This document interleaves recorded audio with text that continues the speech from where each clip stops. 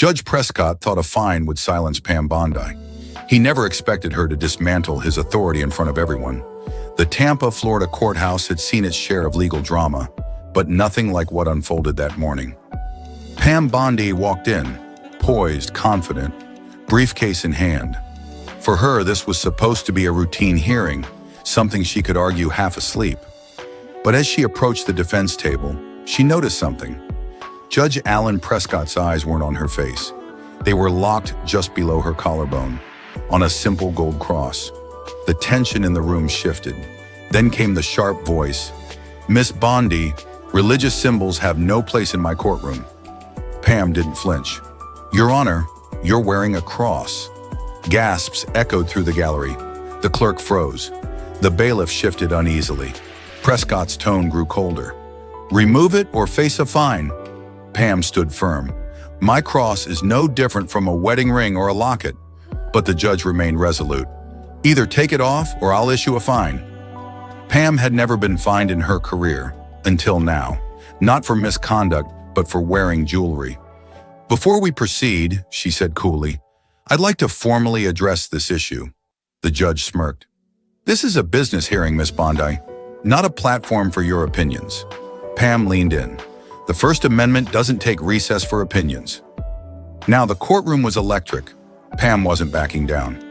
"Let's break this down legally," she continued, reaching into her briefcase and pulling out a single sheet of paper.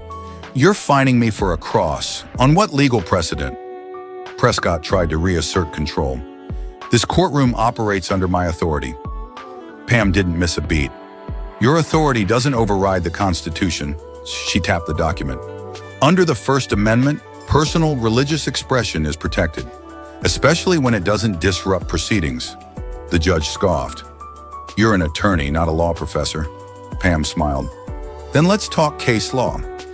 She cited Tinker v. Des Moines, 1969, and West Virginia State Board of Education versus Barnett, 1943, landmark cases protecting individual expression in public institutions. "Would you like me to keep going?" she asked. Prescott was silent, cornered. Finally, he muttered, "Mark the fine as pending review." Pam smirked. Temporary victory noted. But she wasn't done. Not even close.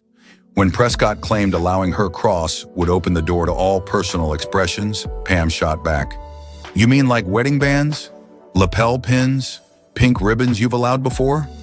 The murmurs returned. Prescott had no response. Pam leaned back. "So why does this rule only apply to my cross?" Prescott had dug a hole, and now he was being buried by it. The silence that followed said everything. Pam delivered the final blow. "If you uphold this fine, I'll appeal it before the ink dries. And when I do, the headlines will write themselves." He broke. "The fine is rescinded." Pam nodded. "Much appreciated, Your Honor." She had won, but she knew it wasn't over.